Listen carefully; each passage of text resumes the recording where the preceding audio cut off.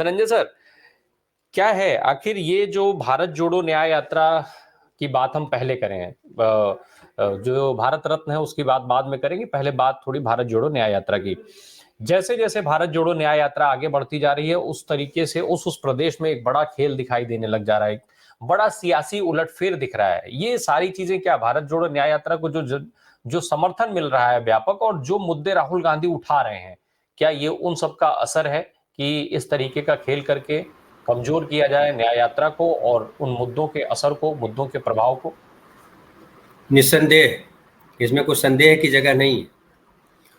और आपने एक जो प्रस्तावना में बात कही कि 400 पार करने के लिए ये सारे प्रयास कर रहे हैं, ये जो सारे प्रयास हो रहे हैं, पूरे विपक्ष को, एक तो जो इंडिया गठबंधन बना था उसको हर तरीके से येन केन प्रकार इसको कहते हैं कि ये जो सुचिता की बात करते थे, चाल चेहरा चरित्र की बात करते थे, सबको पूरे डाल में फेंक दिया। और अभी उनका एक है कि एकमात्र लक्ष्य है कि हमने जो कहा है वो पूरा हो जाए। हमने कहा है मतलब जो जनता से वादा किया है वो पूरा नहीं करना है, हमको पूरा करना है, अपना अहंकार पूरा करना है। ये अहंकार है कि हमसे ज़्यादा किसी ने सीटें नहीं लाई, तो इस अहंकार को उनको पूरा करना है और इसके लिए तमाम हथकंडे अपना रहे हैं। तो राहुल गांधी की पदयात्रा या जो राहुल गांधी की न्याय यात्रा है, केवल इसको डिस्टर्ब करना उनका मकसद नहीं है। अब ऐसे डिस्टर्ब तो कर नहीं सकते, अगर समझिए पुलिस लगा दिया, या आसाम में करके देखा उन्होंने, आसाम में राहुल गांधी पे केस किया और सारी चीजें हुई, पत्थर फेंके गए, क्या क्या हुआ, तो उसका असर जो है उल्टा हो रहा था। तो अब उनके पास रास्ता क्या था? आप उनके पास रास्ता था कि आप भारत जोड़ो न्याय यात्रा करो, हम इंडिया गठबंधन तोड़ो यात्रा शुरू कर देते हैं। और इंडिया गठबंधन तोड़ो यात्रा चली, बिहार से उत्तर प्रदेश से अभी और कई जगह जाएगा। महाराष्ट्र में भी कहा जा रहा है कि कुछ विधायक उधर से उधर चले जाएंगे, लेकिन ये विधायकों के जाने आने से कुछ होने वाला नहीं। 2-4 सांसद इधर जाए उधर जाए, होते रहिए। मुझे लग रहा है कि जो राहुल गांधी सवाल उठा रहे हैं उससे बहुत परेशान है बीजेपी, और बीजेपी की परेशानी की जो मूल वजह है वो वजह ये है कि उन्होंने कोई काम नहीं किया है, सिर्फ जो है गप किया है। मीडिया ने उनको जो है जिस तरह से प्रोजेक्ट किया, आप संसद में देखा ना, बहस कर रहे थे लोग, श्वेत पत्र पे बात कर रहे थे, श्वेत पत्र, ब्लैक पत्र। क्या श्वेत पत्र? श्वेत पत्र आपको लाना था तो जब आप जीत करके आए थे 2014 में, आपकी सरकार बनी थी, तो ले आना चाहिए था। एक साल में नहीं ला पाए, अगले दूसरे साल में ले आना चाहिए था कि देखो कांग्रेस ने ये इस हाल में हमको देश को दिया है, अब यहाँ से हम अपनी शुरुआत कर रहे हैं। ये करना चाहिए था, जिससे जब कभी गैर बीजेपी सरकार बने तो मैं तो उनसे कहूंगा कि याद रखिए ये बात कि जैसे ही आप सत्ता में आइए, कुछ समय के बाद श्वेत पत्र या ब्लैक पत्र जो आपको लाना है लाइए, और बताइए कि देश को ये मालूम पड़ना चाहिए कि जो घर छोड़ के जा रहा है, सत्ता छोड़ के जा रहा है, वो क्या दे के जा रहा है। ये पूरा लिखा जाना चाहिए और नागरिकों को पता होना चाहिए। संसद में 1 दिन 2 दिन इसी पे बहस होनी चाहिए कि आप क्या था और क्या दिया आपने। तो वो तो आपने किया नहीं। 10 साल बाद आप बता रहे हो कि ये था, वो था, वो था, और मनीष तिवारी ने बहुत बढ़िया जवाब दिया उस पे, एकदम बाकायदा जो है डेटा के साथ उन्होंने बतलाया। और आपको याद होगा बहुत पहले मैंने जब मध्य प्रदेश में चुनाव चल रहा था तो मैंने कई बार बोला कि मोदी जी ने कहा कि मध्य प्रदेश के साथ मनमोहन सिंह जी ने सौतेला व्यवहार किया, लेकिन उस समय मनमोहन सिंह के समय जो वहाँ का ग्रोथ रेट था वो 3% से उठ करके 14% पे आ गया था मध्य प्रदेश। और मोदी जी एकदम अपने पुत्र वाला व्यवहार कर रहे थे मध्य प्रदेश के साथ, तो 14% से बढ़ के 16% हो गया था, यानी 2% वृद्धि हुई 9 सालों में। ये है इनका ग्रोथ रेट। और दुनिया में चाहे हंगर इंडेक्स की बात कीजिए, कर्ज की बात कीजिए, और दूसरी चीज़ों पे बात कीजिए, तमाम जगह पे हिंदुस्तान की स्थिति क्या हुई, नोटों के रुपयों के अवमूल्यन पे क्या हुआ है, और कौन सा ऐसा काम हुआ जिससे देश में खुशहाली आ गई है। रामलला के मंदिर बन जाने से खुशहाली आ गई है। अगर ऐसी खुशहाली आई है तो मैं बोलूँगा हर महीने राम मंदिर बनाइए, आप पूरे देश को राम मंदिर बना दीजिए, अगर ऐसी खुशहाली राम मंदिर बनाने से आती है तो। लेकिन फिर आपको दंगे क्यों कराने पड़ रहे हैं? फिर आपको नरसिम्हा राव को प्रधानमंत्री ये देना पड़ता है आपको, भारत रत्न। चौधरी चरण सिंह को देते हैं भारत रत्न, फिर जो है स्वामीनाथन जी को देते हैं भारत रत्न, अडवाणी जी को देते हैं भारत रत्न, फिर जो है उनको कर्पूरी ठाकुर जी को भारत रत्न एकदम आप जो है प्रसाद की तरह बांट रहे हैं। इतने साल तो 2009 से चुप बैठे हुए थे, 2024 में अचानक आपको लगा कि अरे 5 साल बीत गए, हम भारत रत्न तक बांट देते हैं। क्या अब से पिछले साल वो भारत रत्न के काबिल नहीं थे, चौधरी चरण सिंह, अभी हुए हैं। तो ये इनका एजेंडा सब दिखाई पड़ता है। लेकिन सवाल है कि क्या हमारे देश के नागरिकों को ये दिखता है, या नागरिक भी नेताओं की तरफ पाला बदल लेते हैं, जैसे नेता तुरंत पाला बदल लेते हैं।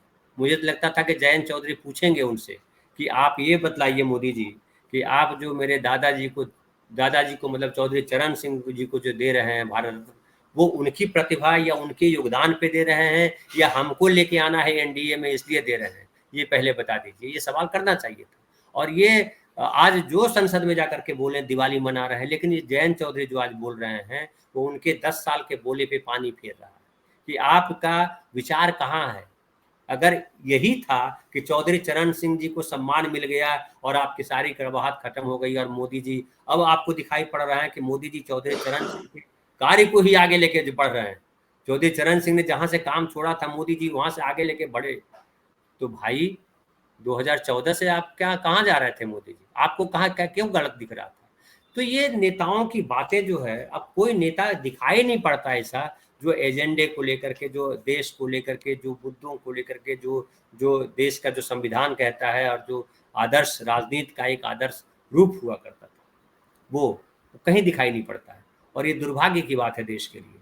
अब राहुल गांधी अकेले लड़ रहे हैं इस लड़ाई में। अब राहुल गांधी के साथ इस देश की जनता कितनी आती है, ये देखने वाली बात है। क्योंकि ये फाइनली लड़ाई जो है लोकतंत्र बचाने की अगर है, तो देश के नागरिकों की लड़ाई है ये। धनंजय सर, जो बात अजय सर कह रहे थे कि अभी धनखड़ साहब तो भाई कह चुके हैं कि मोदी जी ही सब है, मोदी जी ही राम है। तो जब मोदी जी ही राम है तो फिर अयोध्या में किसको लाया गया? फिर अगर मोदी जी ही सारी चीजें हैं तो फिर अयोध्या में इतना खर्च करना, इतना सारी चीजें करना, फिर उसकी जरूरत क्यों पड़ रही थी? और भारत रत्न की सर बात हो रही थी, जब सारी चीजें जय जय हैं आज की तारीख में, सारी चीजें फेवरेबल हैं, जिसका मैंने जिक्र भी पहले किया था। खुद प्रधानमंत्री जी ये बात कह चुके हैं कि भाई 370 सीटें भाजपा ला रही है, 400 सीटें एनडीए ला रहा है। तो फिर उसके बाद ये भारत रत्न इतना ज्यादा बांटने की जरूरत क्यों पड़ रही है? क्या साधा जा रहा है भारत रत्न बांट करके? धनंजय सर, म्यूट है आप। एक दोहा सुनाता हूँ पर, एक दोहा है, गोधन गजधन बाज धन और रतन धन खान, जब आवे संतोष धन सब धन भूरि समान। तो एक अतृप्ति होती है, अतृप्त आत्मा होता है कोई, है ना। अतृप्त आत्मा सुने हैं कि भूत बन जाता है। हालांकि मैं भूत भात को मानता नहीं हूँ कि अतृप्त आत्मा को होती है, लेकिन समाज है तो समाज के सामने कह देता हूँ मैं। तो ये जो तृष्णा है, ये लालच है, या ये कहिए कि मैं सुपीरियर हूँ, मुझसे बड़ा कोई नहीं, ये एक भाव होता है एक व्यक्ति के अंदर। और वो ऐसा व्यक्ति हमेशा बीमार व्यक्ति होता है। कोई हो, मैं हूँ, आप हो, कोई और व्यक्ति हो, ऐसा व्यक्ति बीमार व्यक्ति होता है। और बीमार व्यक्ति से ये अपेक्षा करना कि वो सहज व्यवहार करेगा, सहज बर्ताव करेगा, सहज बोलेगा, ये सहज नहीं, विशेष परिस्थिति है।